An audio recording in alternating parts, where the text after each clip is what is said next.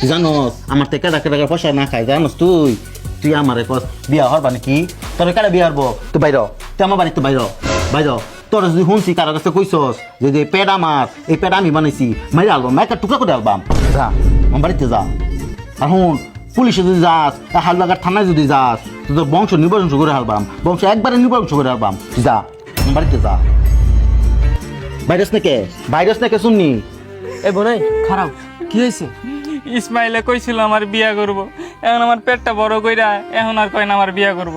আল্লাহ রে আল্লাহ, আমি আগে কইছিলাম চলো আমার লগে থানায় কমপ্লেন করবো। চলো চলো আহো